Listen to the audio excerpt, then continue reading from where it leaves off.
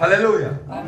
Kanisa la kwanza lilikutana na mateso ya hali ya juu, lakini pamoja na mateso yale, wao walirudi kwenye msingi wa kitabu kile cha Yohana 14 mstari wa kwanza, ambapo Yesu anawaambia, msifadhaike mioyoni mwenu, mnaomwamini Mungu niaminini na mimi. Nyumbani kwa Baba yangu kuna makao mengi, kama sivyo ningaliwaambia.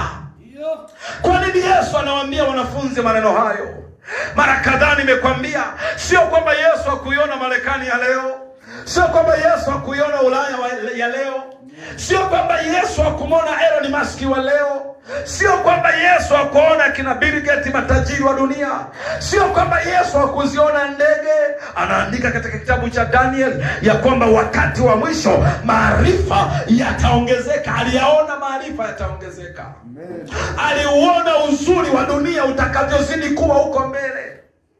Lakini bado pamoja na ule uzuri akawaambia ya kwamba msifadhaike. Kwa nini anawaambia msifadhaike? Kwa sababu nyuma ametoka kuambia ya kwamba duniani mnayo dhiki, lakini jipeni moyo, kwa maana mimi nimeushinda nini? Ulimwengu. Maanake anawaambia ya kwamba kwenye kuendelea mbele, kwenye safari ya imani, mtakutana na magumu. Yohana anawaambia pale, Yesu anaomba, anamwambia Baba, siombi kwamba uwatoe hawa kwenye nini? Kwenye huu ulimwengu. Anajua kwamba ametuacha kwenye ulimwengu wenye vita, ulimwengu wenye mapambano.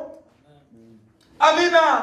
Ulimwengu wenye vitu vingi vya kuvutia ambavyo ukivikataa ukubali kupita kwenye mateso. Lakini anawaambia jipeni moyo, jipeni moyo, duniani tunayo dhiki. Nimekwambia kuendelea mbele na imani katikati ya magumu.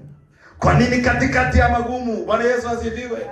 Kwa nini katikati ya magumu? Kwa sababu wengi humwacha Mungu katikati ya magumu. Wengi huishia njiani katikati ya magumu.